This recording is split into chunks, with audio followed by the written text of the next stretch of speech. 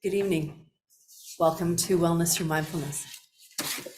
My name is Joan Horton, and I'm one of the organizers of WTM, or Wellness Through Mindfulness. I've been part of the group since its inception in 2015. And on behalf of the WTM, I warmly welcome you to tonight's presentation, which hopefully we started in 2015. We meet here twice a month on the first and third Thursdays now, and we are meeting in person only right now while we can. And we hope to freely provide teachings about mindfulness on our web and here in person and related topics.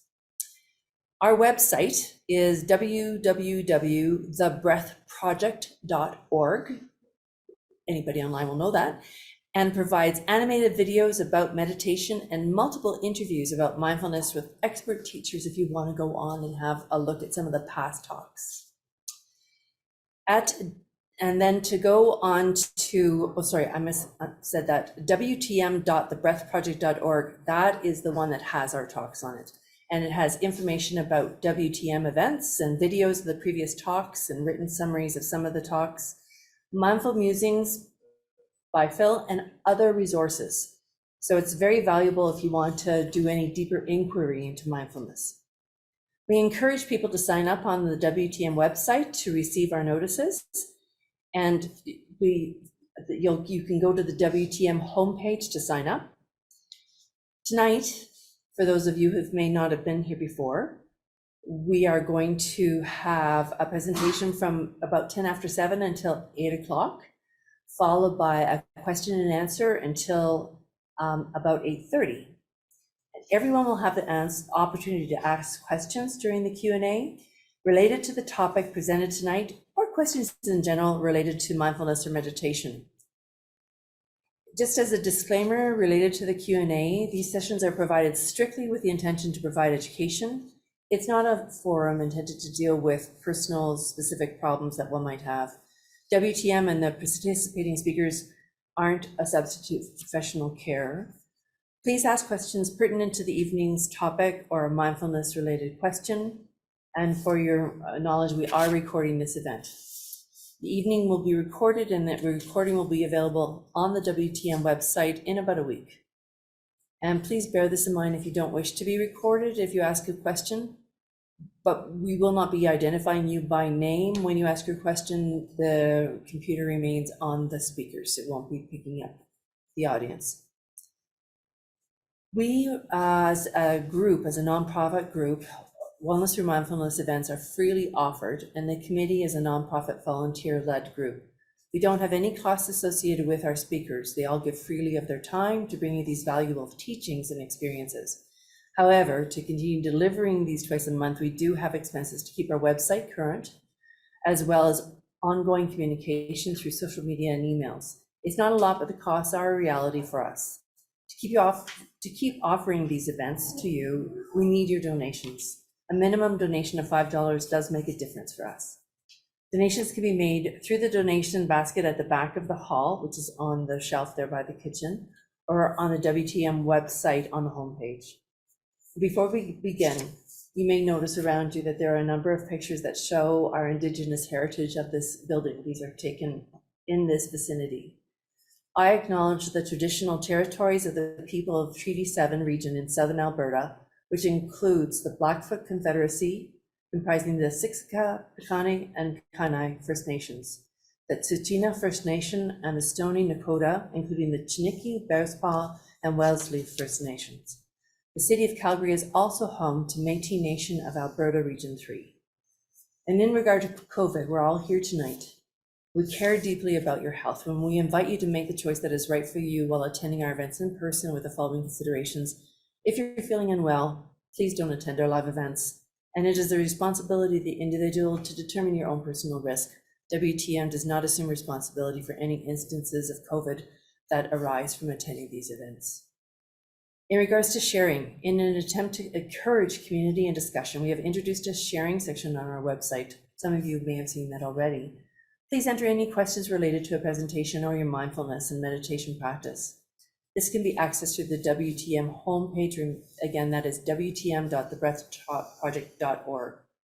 And just as a little hands-on, if you haven't been here before, you can access the bathrooms through the kitchen door, and they're against the back wall. There are two men's and women's. And with that, I'd like to introduce our evening speaker.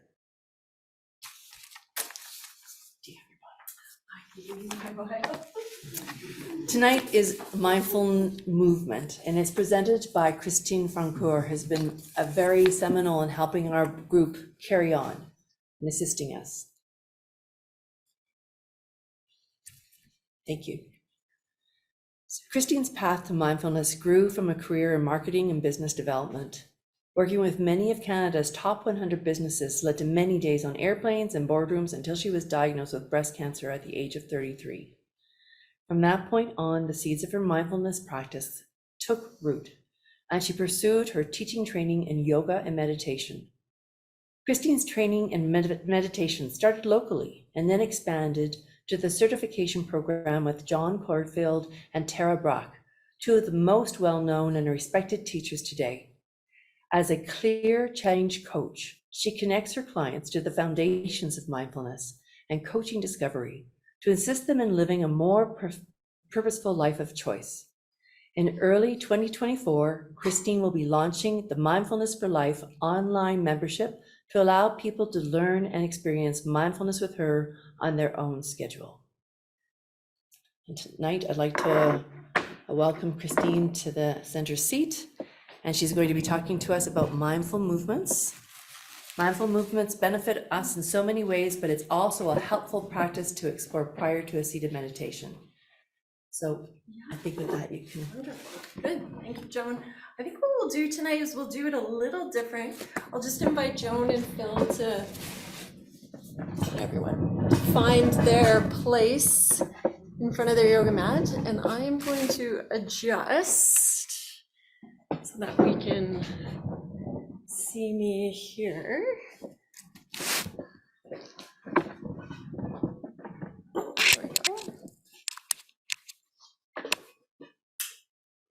Joan, are you okay to know that you'll be right in the one with the camera? Okay, just want to do order.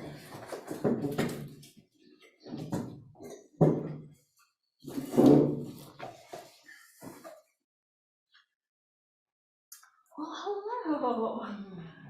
Okay, full props to all of you for having the courage to drive on a snowy evening. I said to Phil when I got here, I was like, will they come? Will they? It's like the first big snowfall, and it's so easy to just stay at home. But you did it. Let's celebrate it. We get to be together. I did get some emails earlier today from people saying, no, I'm not coming. I'm not good. So thank you all for being here. Tonight is a little bit different than our usual practice for any of those who have been here before. Typically, we would have a talk and maybe some experience, but because this is more of a movement practice tonight, I'm going to give you a little bit of context at the beginning. I won't talk for long, maybe about 10 minutes or so, and then we'll move in to the actual practice. So I see some of you brought your yoga mats, which is great. If you have those, you can fully roll them out in front of your chair, just like some of you have already. And if you didn't, that's okay too. We will just stand and move. I don't have mine.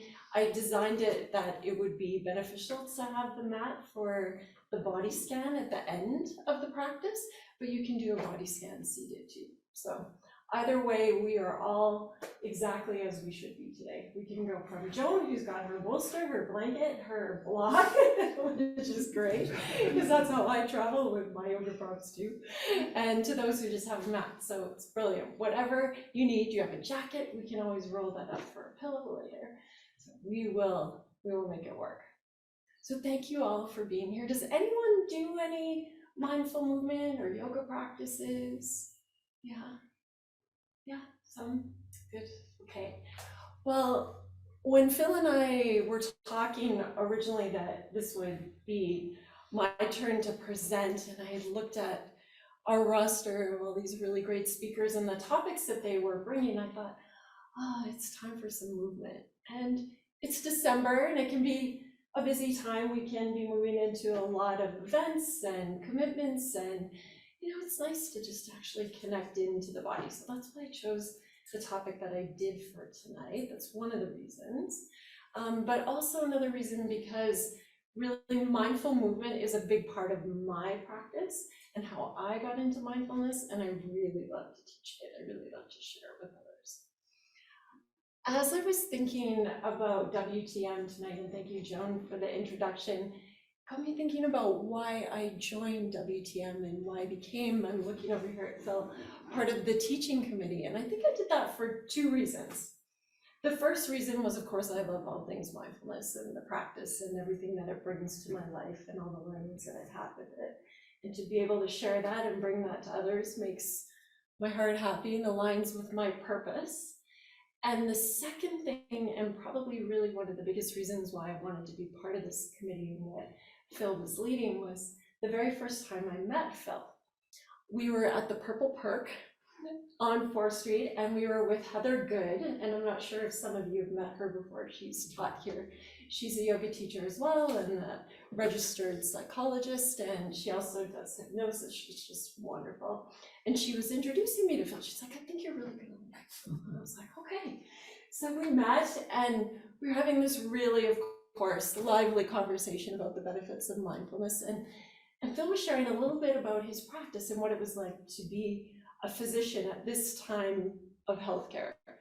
And to offer, I don't want to put words in your mouth, but the discussion pointed to the fact that you would offer a diagnosis, but really what sometimes the patient needed was even more than just the support for what was being identified. And sometimes that was missing. And to hear a physician be willing to say that actually it's really the whole person that needs to be cared for, I just felt myself sit up taller in my chair, and I was like, okay, I need to get to know you better, Phil.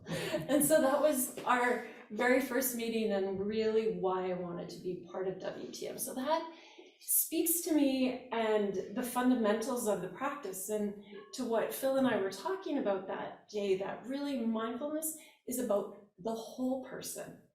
It's our thoughts, it's our emotions, it's the body, it's our spirit, it's all of it. So how do we come into practice for our whole self?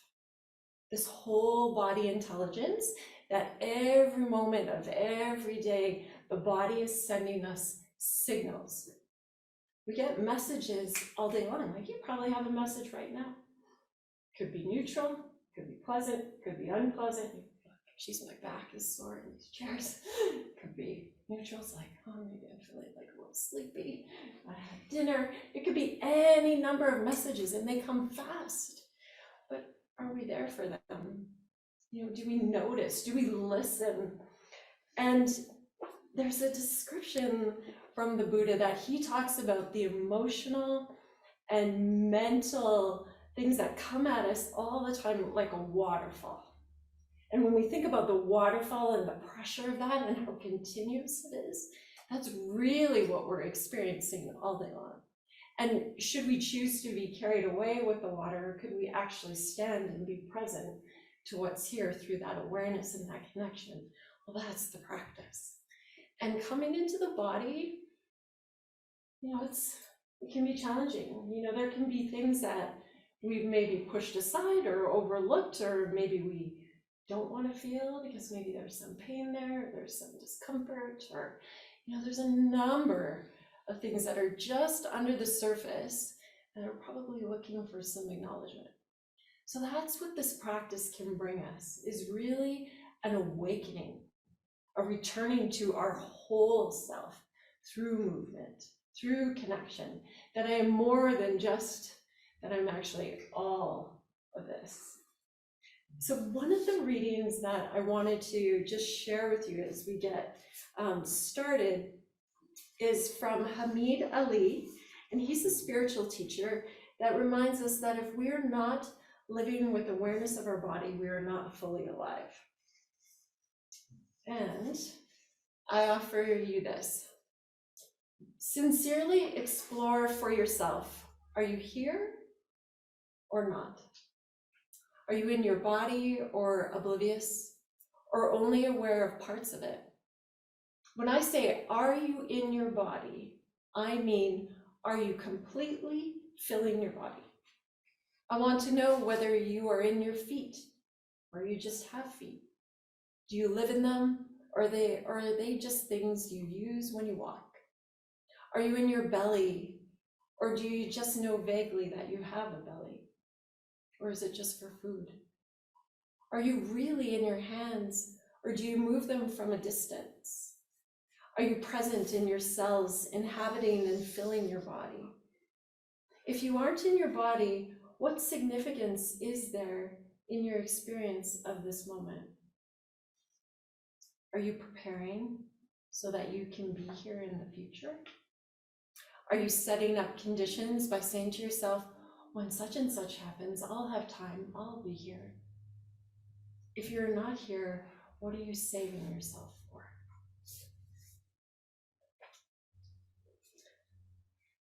My introduction to mindfulness really was through yoga, through movement, and the expansion of beginning to know myself again and what my body really had to tell me.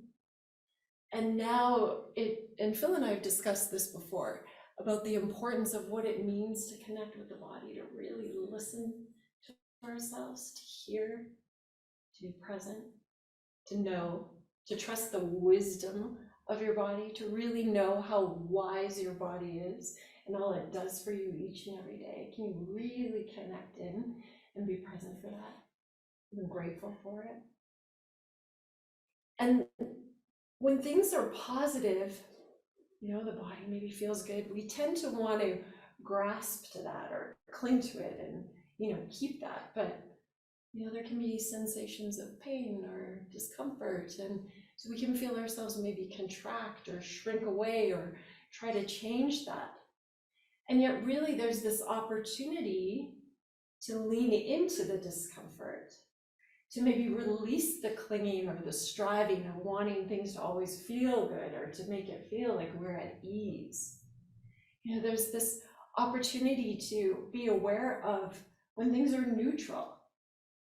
Some may say that, well, when we're in that feeling of neutral, where something isn't pleasant or unpleasant, we might feel bored. And then we start to look for stimulation or something to satisfy that need of, oh yes, I'm here and this is, so off we go looking to satisfy that. But can we sit with all of that, with the pleasant, with the unpleasant, with the neutral, and just connect in for the story, for the longings, for the contractions that we might be having? And maybe even as I describe that to you, you're starting to think, oh yeah, I might be aware of when I do that, or well, maybe I could actually sit with some of my discomfort a little bit more. But first comes awareness. And so that's what the practice is tonight, is an experience to come back to the body. When I think about this practice, to me, it's like coming home. It's a returning. It's a coming back to ourselves. So that's the invitation that I have for you tonight. We're going to spend the next probably 20 or so minutes, and we'll explore some movement. And then we can take a little break if you need a bio break or you want to refresh your tea. Then we'll come back and I'm going to take you through a body scan. So you can either, like I said, do the body scan lying down or in your chair, whatever you need to ensure you're comfortable. If you are going to lie down, I would recommend, putting your jacket over you to keep you warm, or some support under your head, because really you want to be comfortable for the body scan. It's that time to really let the body relax so that you can actually come to that observer part of yourself and just notice what's here. So one last reading. So again, this is coming from this book, Radical Acceptance by Tara Brach. One last thing to share before we start. In Roger Key's poem, Usuki says, the teachings of a wise Japanese artist remind us of our belonging to life and of our capacity to open to its fullness. Ukuksi says, look carefully. He says, pay attention, notice. He says, keep looking, stay curious.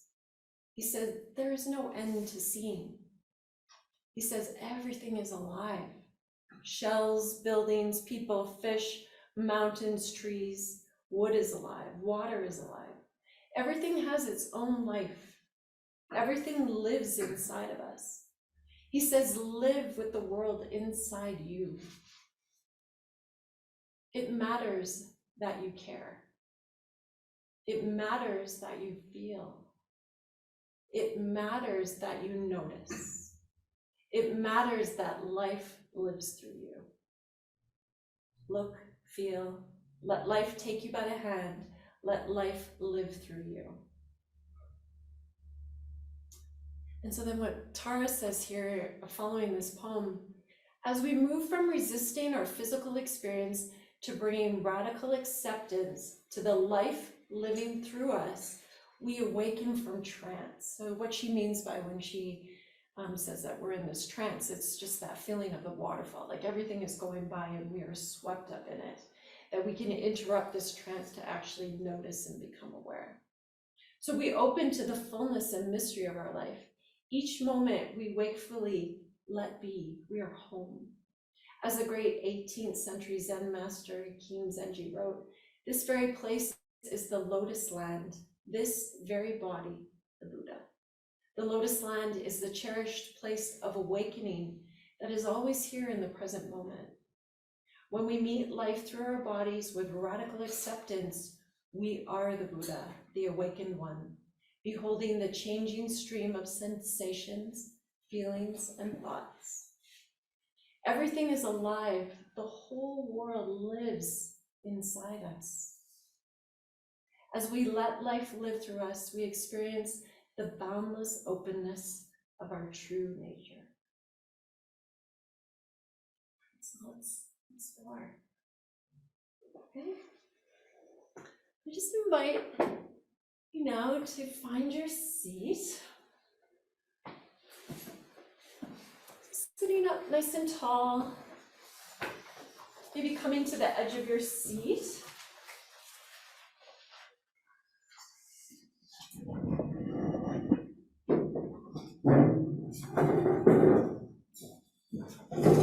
So as you sit, and as we move into the movement practices, we're going to stand in a few moments. I want to remind you that this is your body, your practice. So just like we've been saying, this is all your own experience.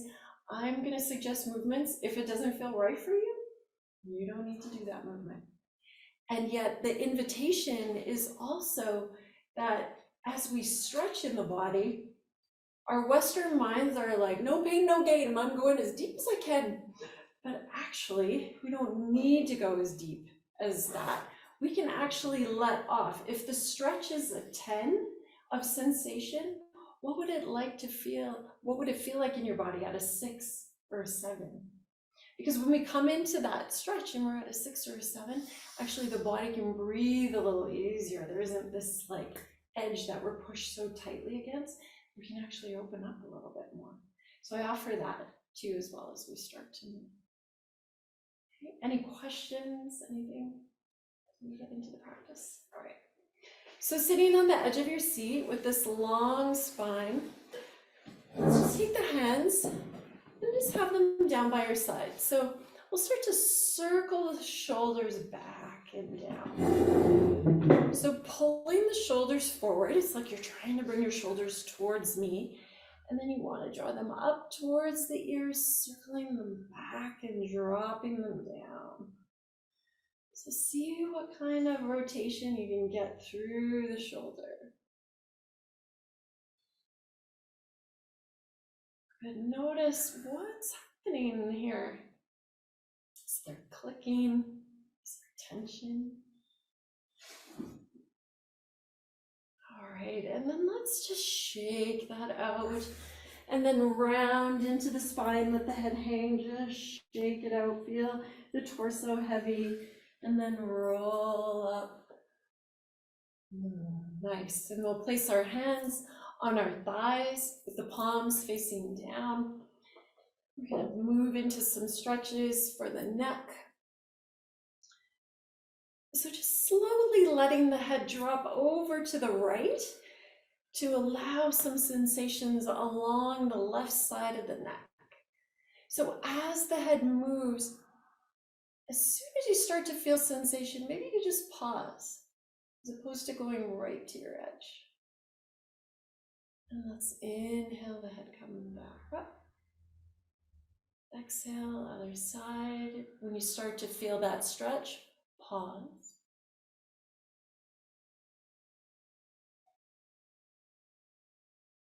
And then inhaling back to center. Go to the other side again, and you might notice maybe you're moving past that point that you just explored. Maybe the body opened up and we're here to notice. Maybe it didn't. Maybe the sensations are the same. Maybe they're not. You just notice. Over to the other side, pause.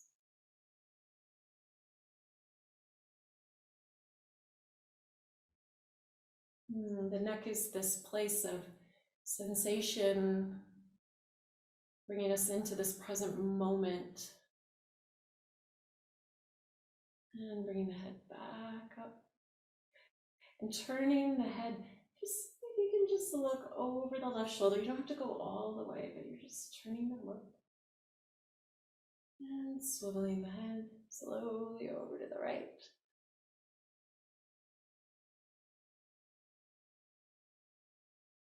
And back to center. And this time when we turn the head again, let's look past the sensations of the neck and more into the torso, that as you turn, what do you notice about your breath and how you're breathing?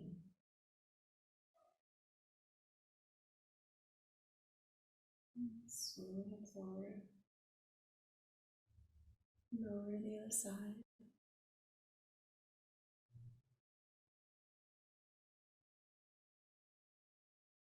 And back to center.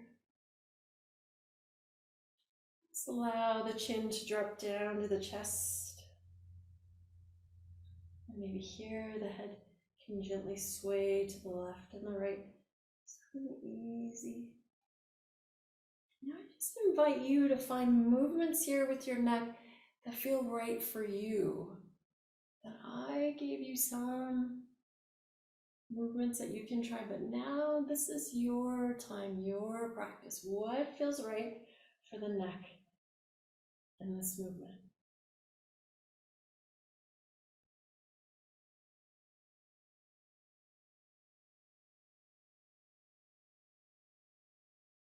And coming back to center when that feels complete for you.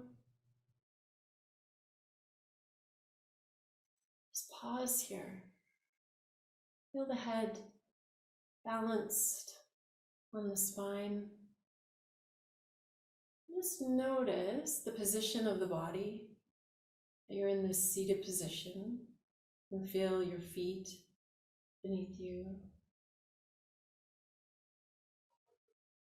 Just a connection to the floor. Can you feel the weight of the lower legs pushing the feet into the floor? Bend in the knees. The weight of the upper legs. Into the area of the hips and the pelvis in your seat. So as we come to our seat, maybe we could shift the weight just a bit to the right. Feel the connection on the right side. And swaying over to the other side. Feel that shift. Coming back to center. Now maybe you feel what it's like to lean forward. Not far, just a little bit. Feel that tilting. Feel that shift. Coming back. Connection with the sit bone. You maybe feel some activation in the front of the torso to hold you as you shift back. And then all the way back to the middle. Can lengthen. Feel the inhale, draw the spine up. Notice the back of the body, your lower back, your mid back, upper back, the sensations of the entire back body. To the front of the torso, the lower abdomen, mid, to the ribs, to the chest, to the shoulders. With the arms draw down all the way to the hands, connecting into the sensations of the fingers as they rest on your legs, palms.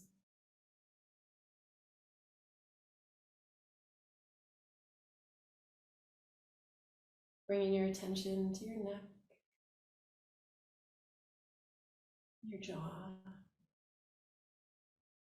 The jaw feels tight. Perhaps you can lower the lower palate from the upper palate, and maybe even the tongue could just float.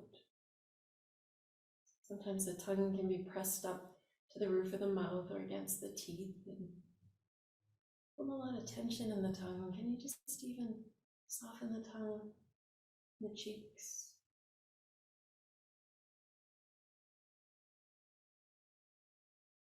Feeling into the sensations of your face, your head, your whole body. This is your whole body in a seated position, this moment, in this time, in this place, with these people. This moment will never come again. This gathering of us at this time, this is our time together, and your time for you. As much as this time is for you, there's also a shared connection of all of us through our presence and our commitment to the practice and the energy that we're bringing.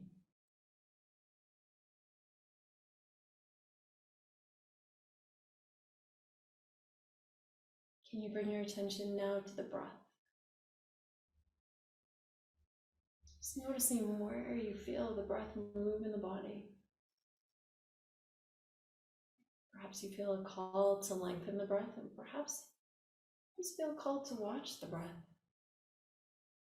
Feel the breath enter through the nose, the expansion of the lungs to receive the breath, and the compression and the push of the exhalation out. Inhale to nourish, exhale to release.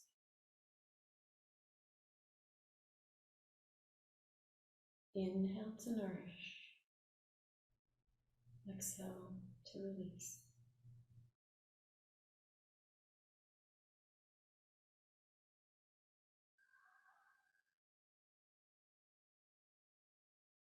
And gently opening your eyes. If your eyes are closed, just going to draw the hands down by our sides and just turning the palms away so that they face the side walls. Let's inhale up, reaching to lengthen those hands meet above the head. Exhale, turn the palms out, let those arms come down. Inhale, those arms reach and lengthen. And exhale down. So let's come up to stand. I have some gentle music I'm gonna bring to the practice.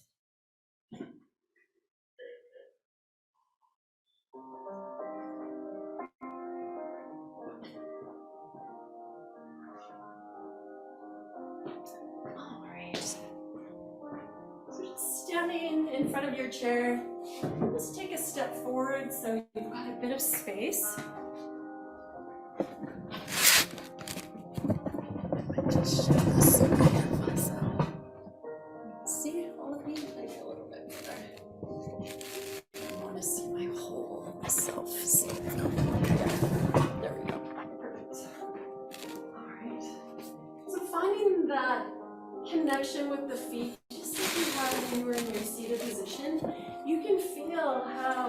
we can draw our energy down to the feet.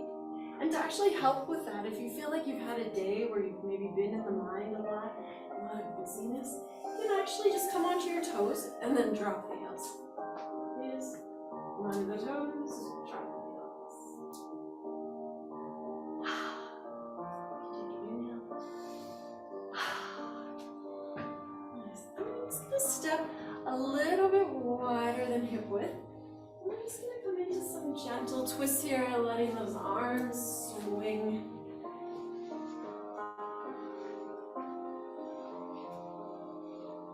So as you move, we're looking to twist the body. So you're looking over each shoulder as you move. That movement into the torso, coming onto the toe, as opposed to leaving the feet flat, will just give you a little bit more range of motion to allow for that twist. Good, and we'll just slow it down here. Nice, and then we're just gonna shake out the arms, shake out the body.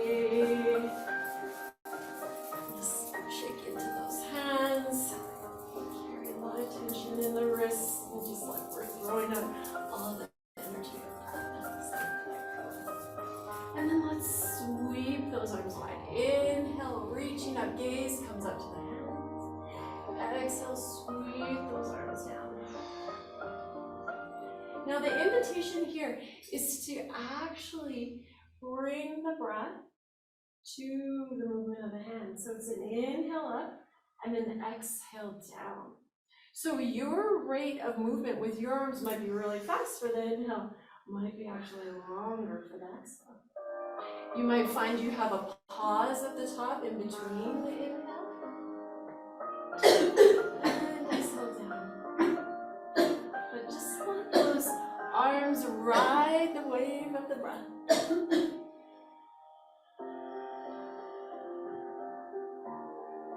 and now let's circle those arms one more time. Let's do it a little bit bigger. To really open up, so you can start to feel that you're almost actually even leading with the elbows.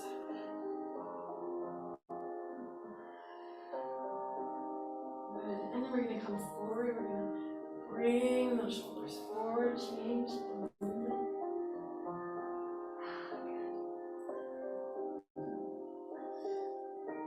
Nice, and then we'll just shake it up again.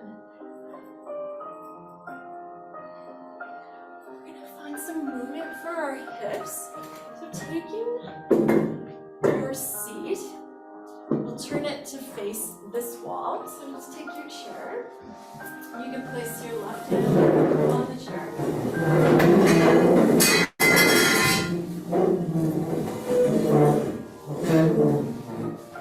Good. So you're all going to face me now. You're going to have your left hand on the chair just like this. Next time, we'll just pick up the chairs. It's like the people watching over here doing, what is all that sound? Okay, so you're all going to face me. The front of your body's facing me just like you were, and your left hand is on the chair. Yeah, exactly. Nice. So now here, we're going to shift our weight into the left foot so that you can actually start to swing that right leg. So maybe initially those swings aren't too big, but then actually could you bring some energy into it? Feel what it's like to let that leg hang right out of the hip joint and it's just swinging. If I was to do this at home, I would actually elevate this standing leg on a block or something, because then what happens is that leg hangs right out of the hip and you just have this nice release. Just slow down the swing. Now we're going to do a hip circle here. So think about those hips facing forward to me, and we're going to bring that leg up, and then we're going to rotate it out to the side, and we're going to bring it around. So this is one of those movements where we can tend to really push to our edge. So we don't have to, we can actually just make this even like a small circle. Or maybe it's like a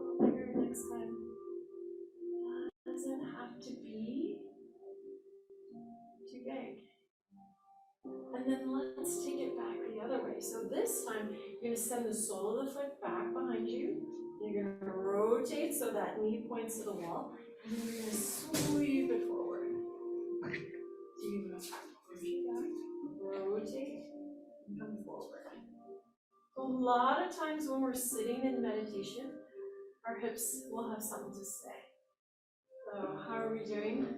Feeling into the sensation. So now let's just rock the hips here, just a little bit of stretching the left to right, alternating the bend of the knees.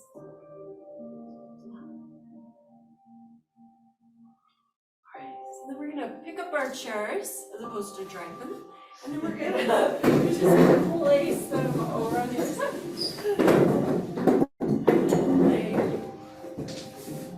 Good. And then we're gonna put our weight into the right foot and just start swinging that left leg.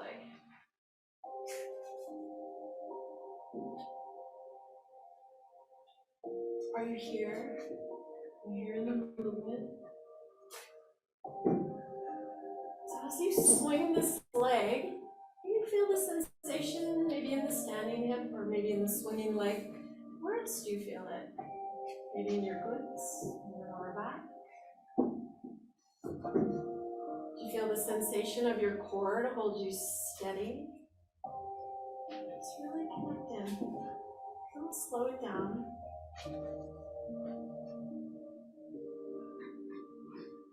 So we're going to explore our circles. I'm just going to put my tea here. Let's draw that knee up. So you think about taking the knee up to the ceiling, open, and stop. You can slow down the movements, or maybe it feels like you need a little bit of speed tonight. So again, your practice, you notice, but I say that because oftentimes we can move just out of habit. It's like, okay, she's telling me to circle the leg. But actually, what does it feel like to lift your leg, to rotate it open, to feel the hip joint as you circle? That's the awareness and the connection that we're looking here. So now let's try the other way where we send that foot back. Different sensations. Rotate open, and then bring it around.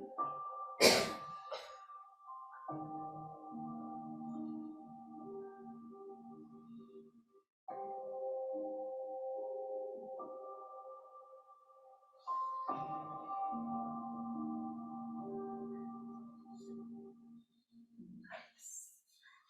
Good, and you put down, and let's just tick-tock those hips. You can put your hands on your waist, and we'll just send it side to side.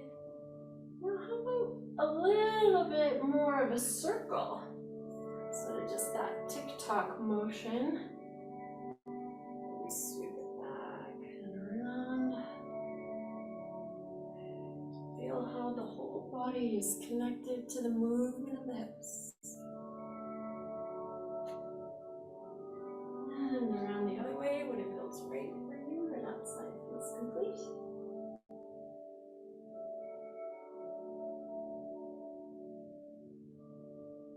So just check in. What is the mind saying with these movements? Is there messages that the mind has here?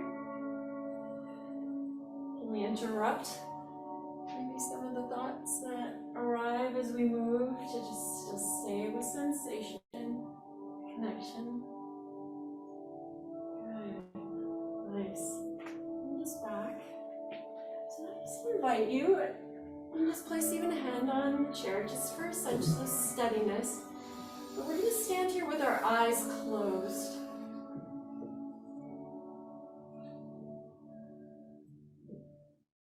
So in our yoga practice, this is Tadasana. It's a mountain pose.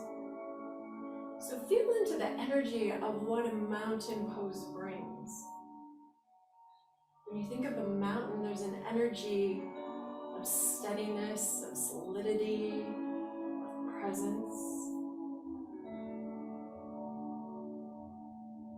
Feel into your mountain pose. Letting the shoulders slide down. Feel like you're holding them.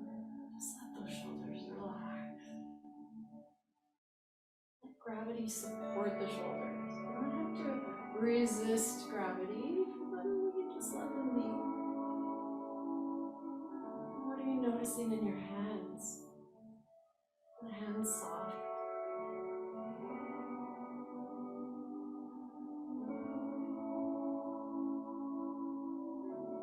What do you feel in the feet? Do you feel like you're standing more on the front of the foot? Maybe more on the left foot, the right foot? And none of it's wrong. You're just noticing.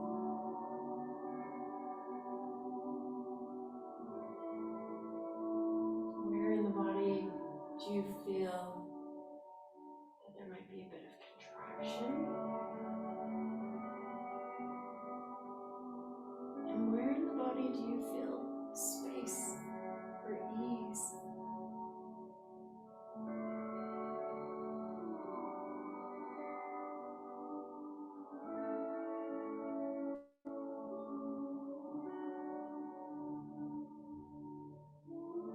Gently opening your eyes, soft gaze down to the floor. And deepening the breath, become more present again, opening up to the room, your senses. Just gonna move slowly, taking our chair and turning back towards the front.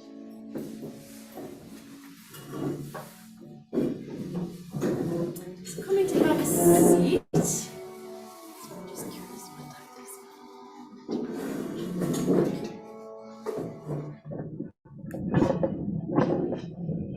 So just sitting here, we're just gonna do some final moves here on our chair, and then we'll come into our bodies. So I invite you to sit more along the edge of your chair.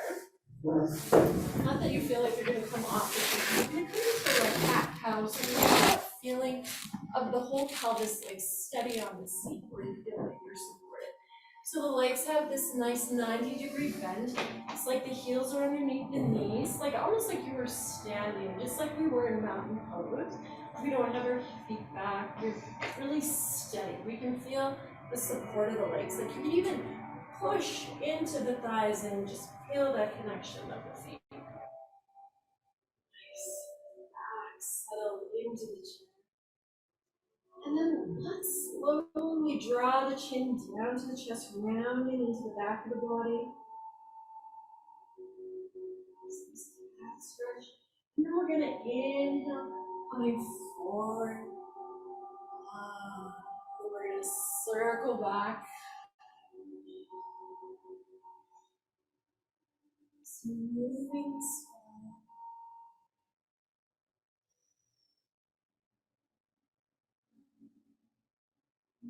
Mobility here, whatever way feels good for you.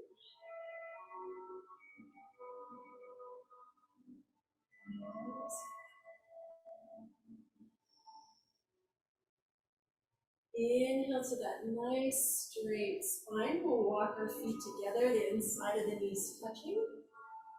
We're going to come into a twist. So we're going to inhale with this long spine, and then we're going to twist to the right. A lot of times when we come into our twist, we move right to our mats. And we're going to move in stages for our twist. So let's inhale with this long, tall spine. And then exhale, let's just twist slightly where we start to feel the sensation of that twisting movement. We're not all the way in to a full twist.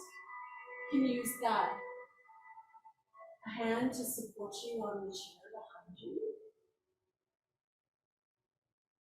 And then we're going to twist a little bit more. Maybe perhaps you notice that there's some additional activation of the sensation.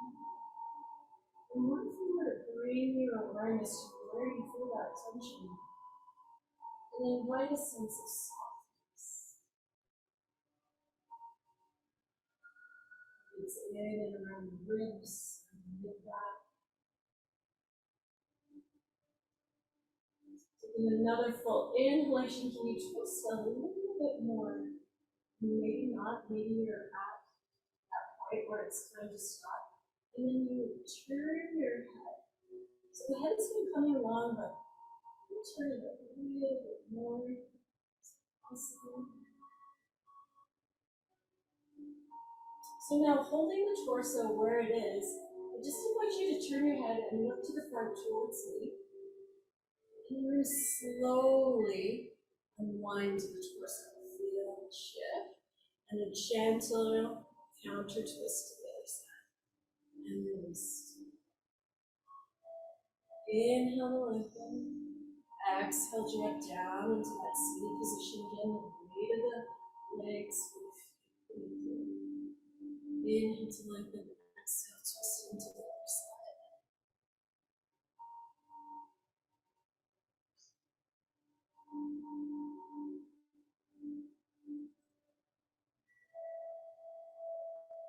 Inhale to lengthen, perhaps twisting a little bit more.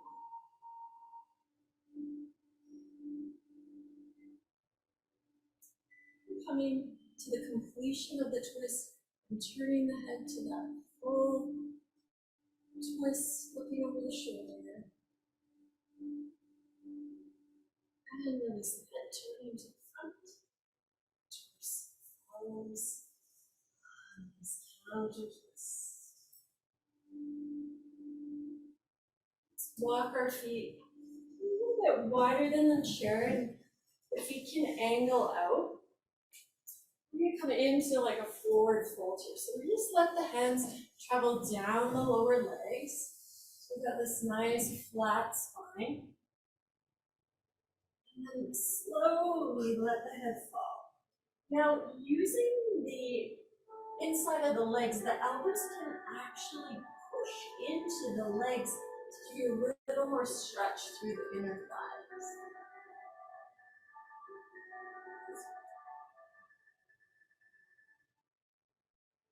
Let the head hang here, let it move.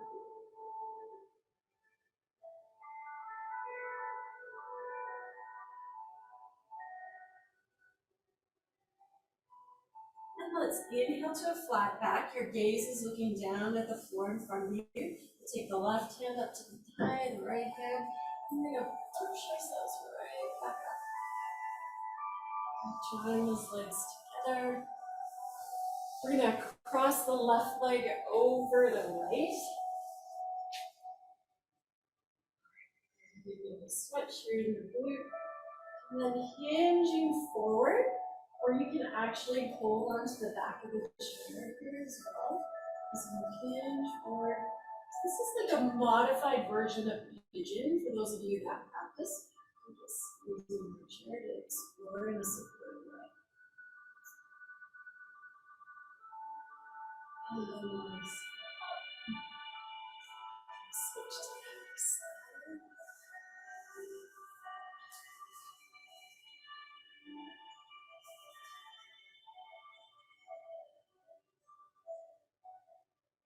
Really feel like the chest is coming to the front of the room. There's like an energy pushing to the front of the room. Just use your hands to support your chair.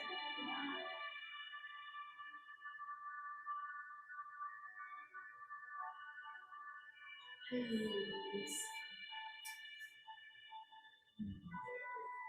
Down. And you can just windshield wiper those legs through the back. And it might feel good even just to let the body shake it out. Any residual tension, any movements that feel right for you that you might need, just take those now as we come into our final resting pose into the body scan. So for the body scan, like I said, you can lie on the mat, you can support your head, cover yourself with your jacket if you feel like it gets cool on the floor. This is cool tile floor, and it's going to be warm so that you can actually relax. If anyone needs to use the washroom or a good time as we get set up.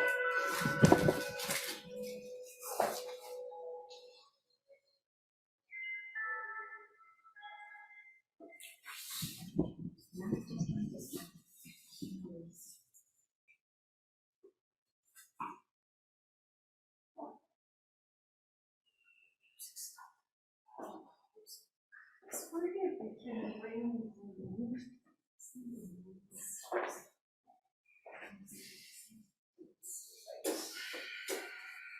okay for everyone?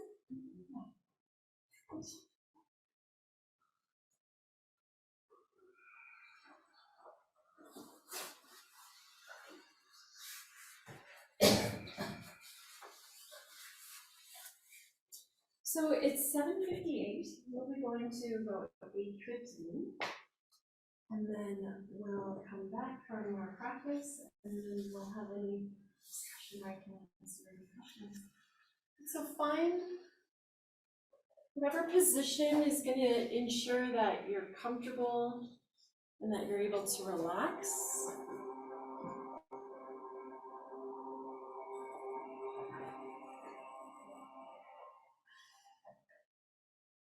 Just making any final adjustments to ensure you're completely comfortable.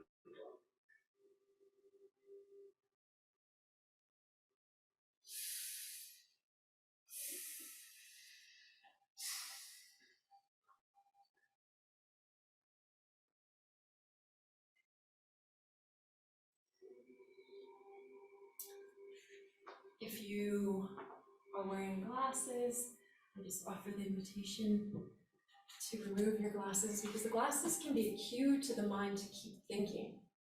That when we wake up in the morning, we put our glasses on, it's time to meet the day, but now this is like a different energy. This is, instead of looking out, we're looking in. So even as I bring that invitation to you now, begin by just scanning the body, noticing how you feel right now. Without getting into any stories or dialogue, it's just a gentle observation of what's here right now. So just notice how, as you come into this position, the body is starting to settle. Feel the places along the back of the body where you rest. Where do you feel the connection along the back of the body where you rest?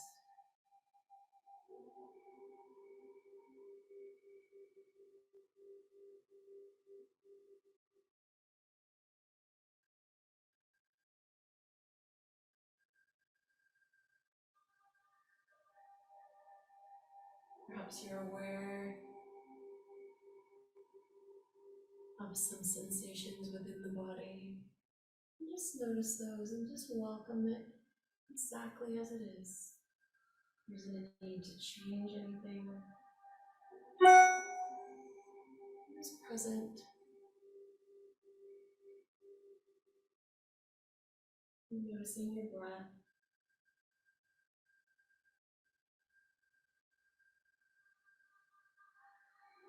Just letting your attention rest where you feel the breath move in the body.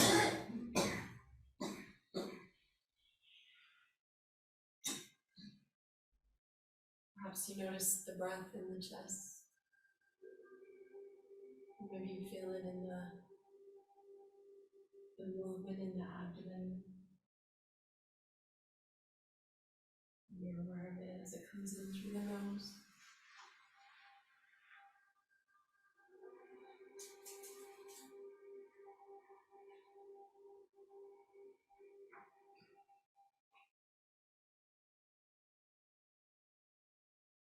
Just setting down intention for your practice. Perhaps this is a time you feel you could use some rest. It's intentional rest.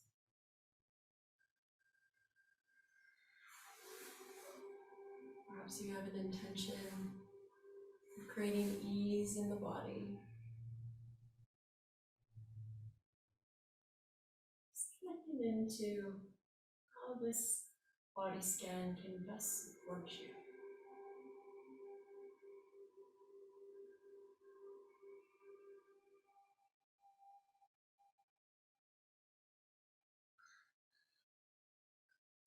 As we begin,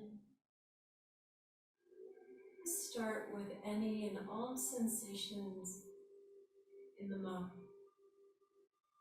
feeling the tongue inside of the mouth, upper palate, lower palate, jaw.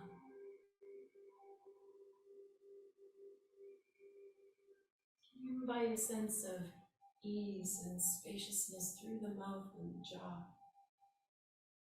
and that softness coming into the cheeks.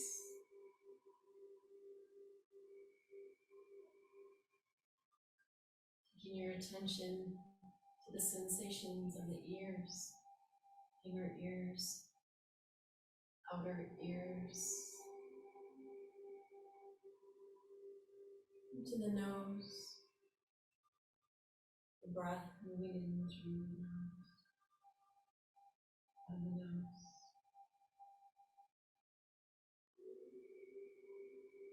Any sensation in and around the eyes, the weight of the eyelids,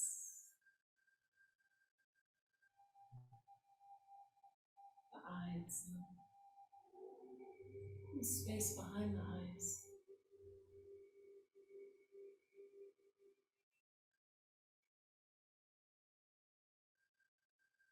Coming to that space between the eyebrows,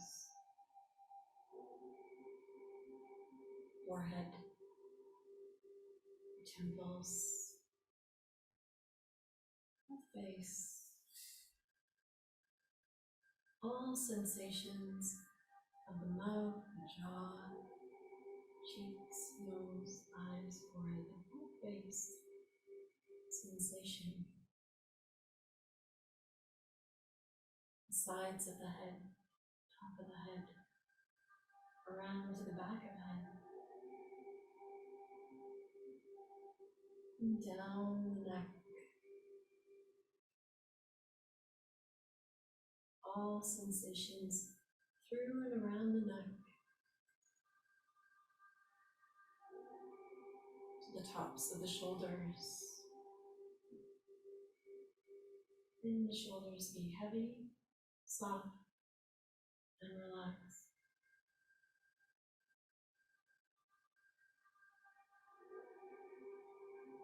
Sensation in the arms, upper arms, elbows, lower arms, the hands, palm of the hands, back of the hands.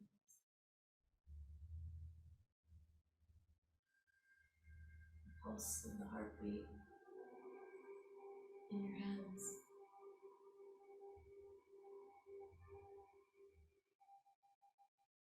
Coming in the torso now. The torso sensation, inner, outer, traveling through the upper torso, the mid, lower torso. All the energy of life that resides within you.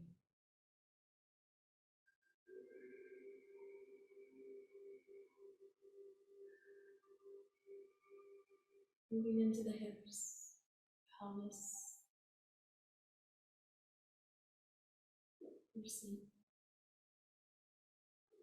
Down into the legs that hold you. Upper legs, the knees, the lower legs,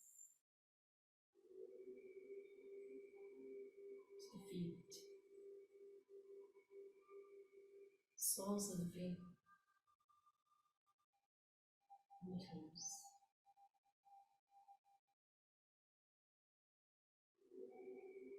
Your entire body sensation. Feel now into the whole body residing in sensation.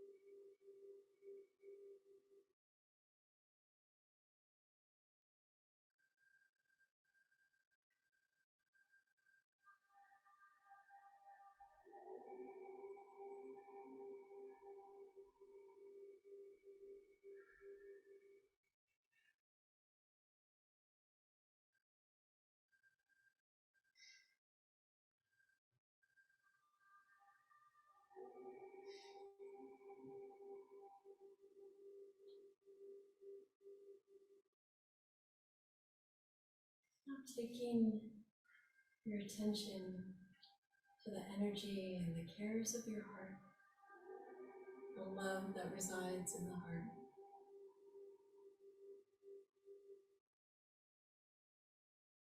Just asking the heart, what matters most to me in this moment, at this time?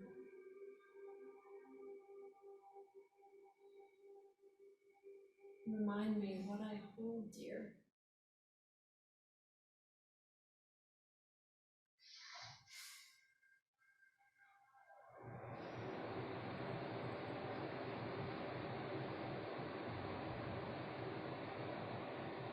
Just acknowledging the voice of the heart. Grateful for the messages that have come to you.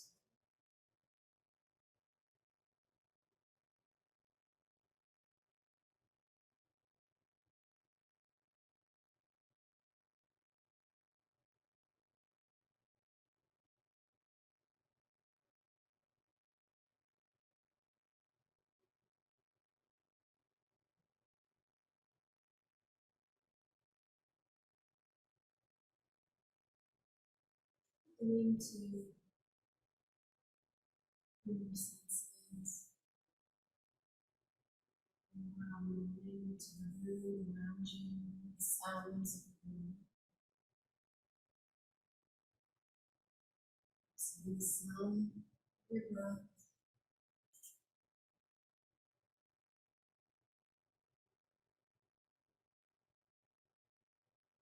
starting to take some small movements away. Those are free.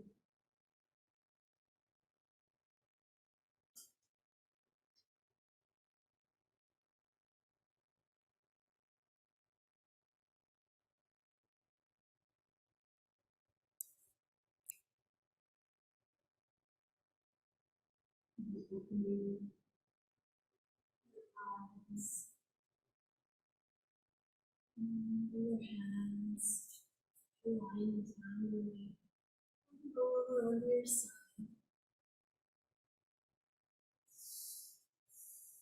If you're seated, it might feel good to take even like a forward fold just to release your back. Release your back. Feel.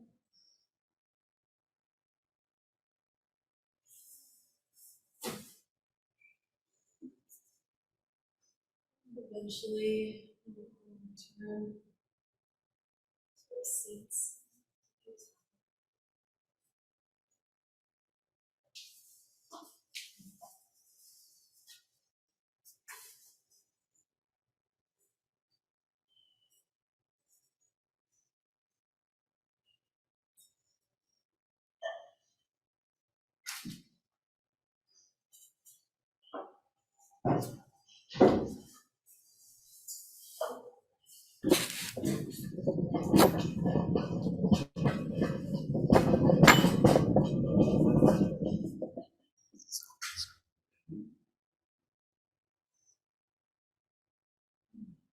Welcome back.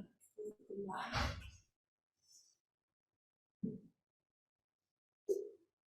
So just to close out our practice, just to share the words of beloved poet Mary Oliver. Sometimes I only need to stand wherever I am to know I am blessed. Thank you all for your practice, being here, exploring with me.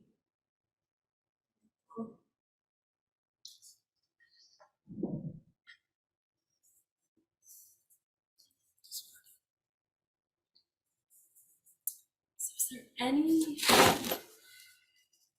thoughts or questions, or are you all just so nice and relaxed that there are no words now, which I fully understand? So it's about at 8:15, so no need. Yeah.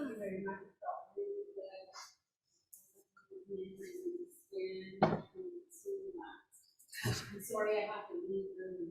Hey, thank you I for feel like I'm coming. gonna miss out on the community. Thank you for coming. It's great that you could be here. So as you were practicing, we were doing the movements, and maybe there was some movement that brought more sensation than other movements, or will you notice anything with that messaging around pleasant, unpleasant, neutral? Are you aware of that in your practice at all, or does anyone want to share? Certain stretches along the spine for big taxes and small. Leaving, I think I felt like the indications. By relaxing. Nice, great. I think that really is key when we're moving and the sensations really come. And sometimes it can grab so fast, and it can be, of course, that initial reaction to turn away or to stop. And I mean, pain is a signal, and we need to listen for that. But it's also that feeling of like, all right, how can I be with it or support myself to actually let it move through versus resist it or try and push through it?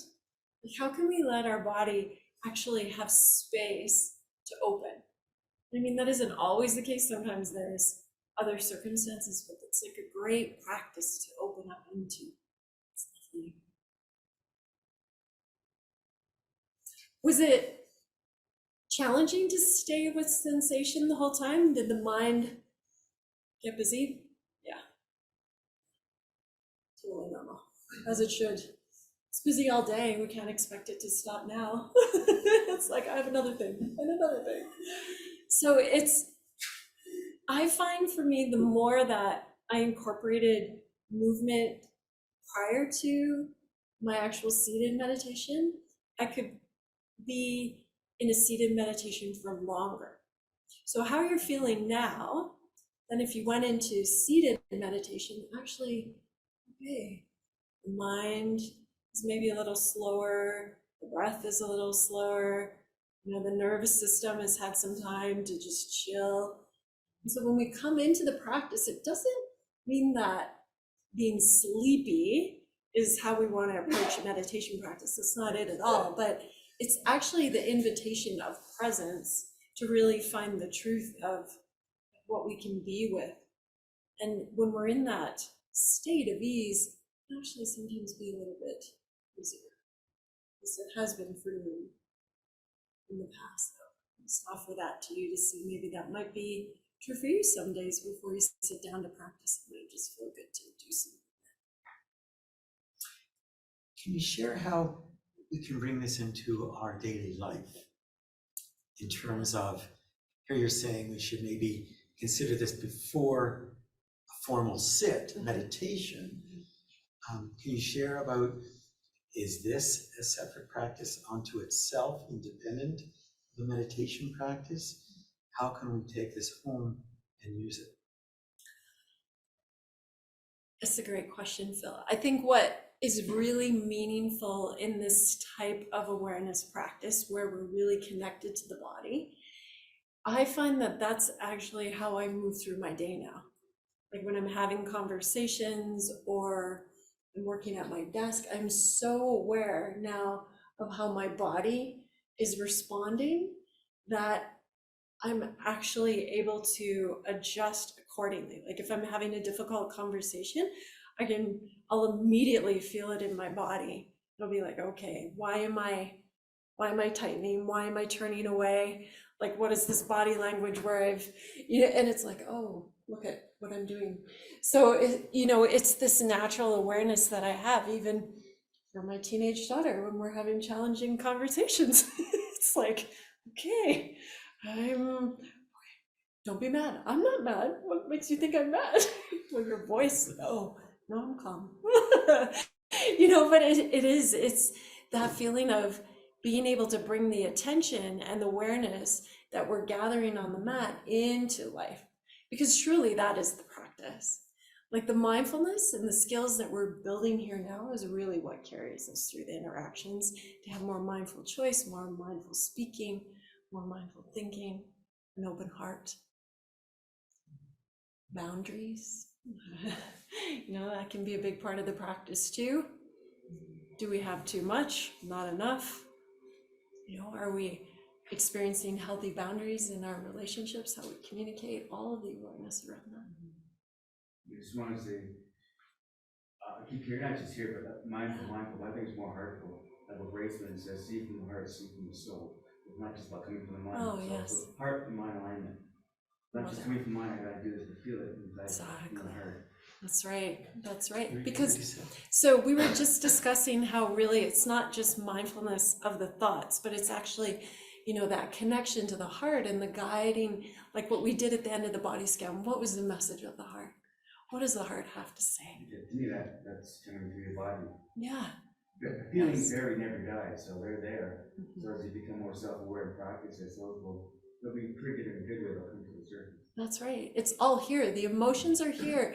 They're messengers, the messengers of the heart, the messengers of emotions, of thoughts, of our reactions, all here for our awareness. Do we choose to open the door and see? Yes. That is the full life. That is the full life. And it's not always pleasant, as we discussed at the beginning. It can be unpleasant too. Can we stay for it? Can we stay for it all? Truly. Yes. The mind, the body, the spirit. Yes, it's really the heart, the connection. Yeah, important. I think this is very individual specific, but this moment to integrate the intention. Any advice? Sometimes when I try to do it, I'm like wanting to end the world war, and that's pretty big, right? So probably it's good, or any ideas around a more simple intention. Yeah, so the question is, how can we work with intention in our practice, when there's so much going on in the world, and how do we manage our intentions externally? But I think this is also what you're asking, like internal, but also external intentions, right? So in depending on the type of practice that you're doing, like for instance, here in a body scan, where it is a practice for yourself, I think that there's an opportunity to check in with yourself and say, what is it that I need now? What is it like after you've gone through this practice and the body is starting to relax, or maybe it has a voice again, it's got some wisdom it needs to share. What is it that I need most now? And if we're quiet, often we can hear what that is. So we can set an intention for ourselves. Perhaps it's, just to find some, like what I had mentioned in the body scan, some rest, maybe some ease, maybe some peace. But to answer your question about sending intentions externally, I think, have you ever done a practice called loving kindness or metta, where we send wishes, to a person, to a group, to the world? That can be like a great practice as well. We probably have that on the site. I would think. So if you visit our site and you search up loving kindness, like a meta practice, there's great teachers in there, and I might have even taught it one time too. But actually what it means to send those wishes of loving kindness out into the world as well. So not just, like, we can bring it to ourselves, but of course to others, and what that intention might be, the energy that we bring. Is that helpful? Yeah. Mhm. Hi.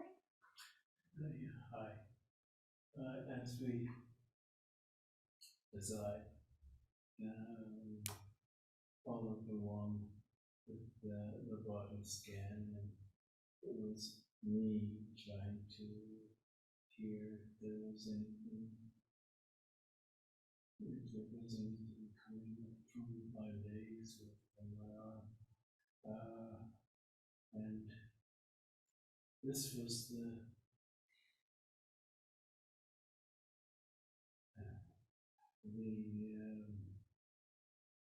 my mind was saying, oh yes, another few minutes and then I'll take over. Yeah, oh that's very nice. Whatever, but in a few minutes I will take over. So you could feel your observer mind noticing how the thoughts were coming. I'm not sure how I would. So if you could summarize, what you're saying is the mind was there and having its thoughts, but you were aware that you were having the thoughts. Is that more the experience?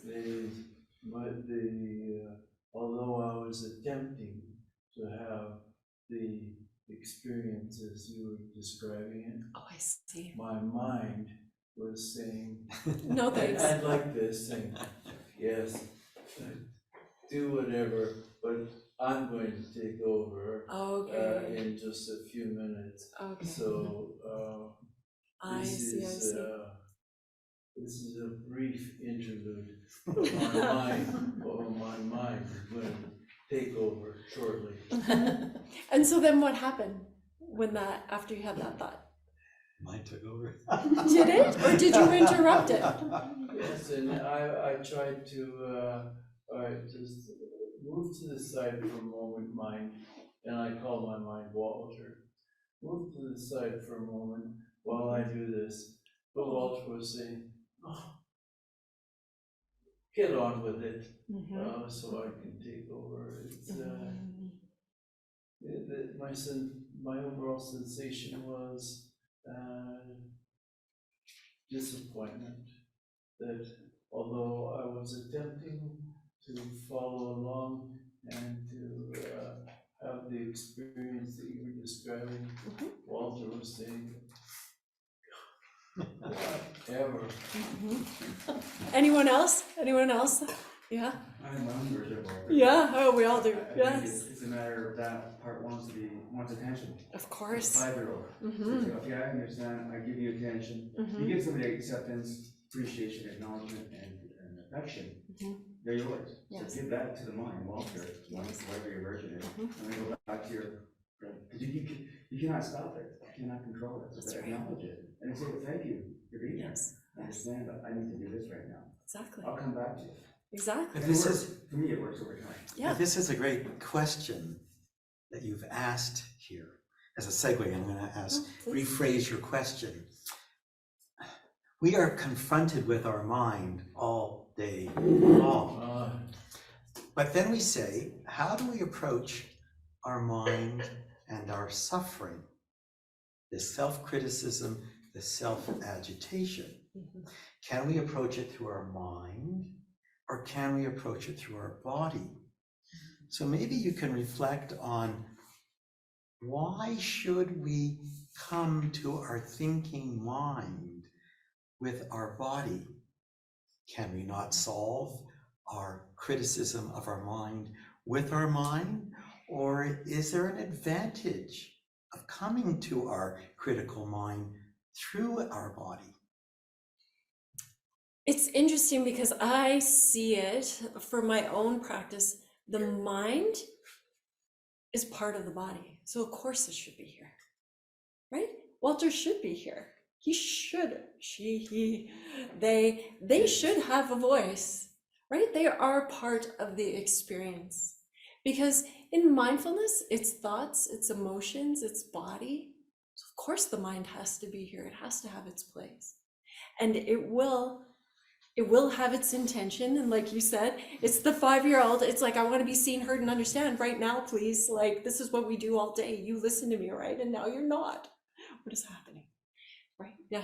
Well, Walter's had, my Walter's had control for a long time, and now to give it up, no, I'm gonna go Walter's That's gonna want right. to it. But it's Exactly. gonna take time for Walter to realize it's safe to let go. That's That right. I'm not gonna be ignored, I'm not gonna be abandoned. That's I'm right. still part of that family, and I'm loved. Yeah. And I can release, and knowing that I'm still there. I'm still alive. That's right. It's the compassion to know that the thinking mind is part of it all. And the observer that sees the thinking mind says, I see you, I heard you, but actually I'm going to interrupt you now. And we're going to go back to the sensations of the legs or the body or the whole experience, right? It's there and it will be there, but we are now aware. That's the practice, right? Because it's the waterfall. I can go down the stream of the waterfall, be carried away, let Walter take me away to wherever we're going to go in the past or the future, not the present. Or I can interrupt and come back and come back. And says, yeah, I see you there. Come back. You know, it's when we resist, it comes back to that contraction, right? Like the Buddha talks, like when we resist and turn away, it comes stronger, right? And it's that continuing of, wouldn't you say, Phil, the continuation of the practice to be aware. Like awareness is everything. Yeah. But you know, there's something, just before you summarize the evening for us, there's something very special about the body. And the reason why the body is so important is that when we get very, very agitated, our minds go offline. You cannot have self-talk when you're very agitated because the thalamus blocks all input up to your cortical center. And the other reason why the body is so important is when we were children, pre-verbally, and had trauma, the trauma was stored in our body and was never released. So every time you get agitated, you will have a characteristic way of somatically experiencing what you're feeling. So a great way to finally allow for the mobilization of the trapped somatic energy is to feel it and to stay with it in order for it to move through you and become released. And that's why there is tremendous advantage. What we learned all today about going to the body and not only seeing if you can figure it out through your mind, because your mind may not be the proper tool. I just wanted to add to that there's more than one wisdom in the body. When you can go through your body, you can access your mind, but you can also access the wisdom of the heart, the wisdom of the gut. So it's different perspectives. I think that's how I experience it.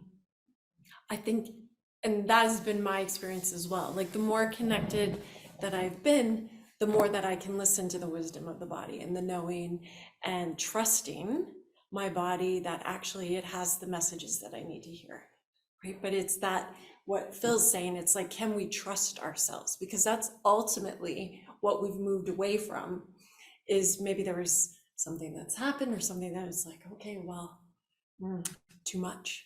And so how do we stay with the sensations in a way that's safe for us, that's gradual, that we can do it in a place like this where we feel safe and supported? Maybe it's the right pace, that we can really be with ourselves. Like, I love the expression to let be versus let go, because to me, let be is that invitation to welcome all as it is. It's not about letting go. You know, maybe that is an outcome. Praise. You know, maybe not. You know, but that's it. It's an exploration, and we stay curious and open. And I know I have to wrap up. John's like, it's time, Christine. So I will leave that with, I will leave that as my close to say that I really enjoy movement in the body as its own practice. And so if you can find ways that you can support yourself in that way, we can use the body and the sensations of the body as that anchor for the mind, right? Anchors in meditation, like breath, or maybe mantra, or watching thoughts, like through an open meditation. Like there's so many anchors that we can use, but the sensations of the body, one of my favorites. So, Can I have one? please. Last quick question. Would you, like, you know, in sports, in the zone, would you equate that to this kind of learning? Oh, that's interesting. Because of course, you're doing this, you could do a sport and then get the same kind of benefit in the zone, so to speak. So there's this, yeah, I'd like to talk more about that, because when I think about that coach, Phil, so there's a question about what it's like to be in the zone when we're like of that high athletic caliber, and you know, you're fully present to all that's happening. I think there's more happening, and perhaps Phil, you can speak to this, that physiologically, like the body is actually experiencing other things outside of just a practice like this where it's calm. Like, as if you're like, I think if I'm playing a basketball game, there's a lot of adrenaline, and you know, there's so much happening in the body that takes us to these elevated states of being that I think can be somewhat different, like when you call it being in the zone versus this, what we were talking about, the intention of presence, of opening up to all that is. I think it can be similar, but different. Yeah, I would say. I would just Yeah. quickly say, what you're describing is the state of flow, which has been described, and every one of us can experience flow. You don't have to be an athlete to get to that place. I know for me, at points when I've been into photography, nothing else exists. There's no time. There's nothing. So it's, Whether it's sport, we all have that capacity, right, to get into a flow state. you need to get the flow of doing dishes. It's true, you can. Never reach that. We all aspire, we all aspire. That's why I have a dishwasher. It's like Jack Kornfield has the book, it's like, you know, first, what is it, ecstasy, then the laundry, or it's like, yeah, exactly. So, thank you all for being here. We'll just let Joan wrap us up. Well, we'll stay together because, is there a summary that you can, summarize I think we've tonight's? summarized, yeah, like, I feel We've wrapped it up. Yeah, Okay. thank you, Joan. Because there's so much that you offered, I would have a hard time doing it in 2 or 3 sentences. And Thank perhaps you. it'll be different for all. Thank you, Christine, for bringing your wisdom to us and sharing with us this practice. And I'm really, I've missed it. I've missed doing this in this hall. So thank you for doing that for all of us here tonight and for you online. So the next speaker is in 2 weeks on Thursday, December 21st. And Michael McKernan is coming to talk to us about when things fall apart, which is an interesting timing in front of Christmas because of all the impact of that holiday on for so many people. So I'll just read the intro if that's all right. In this time of confusion, anxiety, and social upheaval, both personal and collective, how does our spiritual practice support us? This sharing will invite you to explore your response to this question. It will seek to name some of the gifts and pitfalls of spiritual practice, distinguish pain from suffering, and he will draw from his years as a psychotherapist to identify the transformational possibilities that exist in the midst of crisis. So I hope to see you back in 2 weeks. We do appreciate your donations because they're what keep us rolling and pays for the web and the whole once we go back to paying. The community has been letting us have the hall for free because of COVID affecting our numbers. So that's very generous on their part. They want us to keep this hub going. Sharing, remind people that we have a new sharing section on the WTM website, and you can pose your questions or comments and go to the sharing section on the website. And Phil, that's moderated a bit, isn't it? Yeah, by Phil. Just make sure that it's appropriate for sharing. This recording of tonight's event will be on the website in about a week. So stay tuned if you want to watch it again or practice with Christine again. Thanks very much. And one last thing, how can people connect with you, Christine? Oh, yes. Oh, that's a good question. Connect with me. Well, I'm in the process of building my website. I think Joan mentioned at the beginning of the talk that I've started a company called Mindfulness for Life, Inc. That just makes me so happy every time I say it. And so I've got that domain, and I'm going to be starting my website for probably January, February. You're going to be able to find me there. So mindfulnessforlife.ca, or in the meantime, you can always reach out. I think my email's on our Well, website. we can put a link to your website on our site. Sure, that would Yeah, be we great. That would be great. So yeah, look forward to connecting more. Thank you. Can you stop the recording?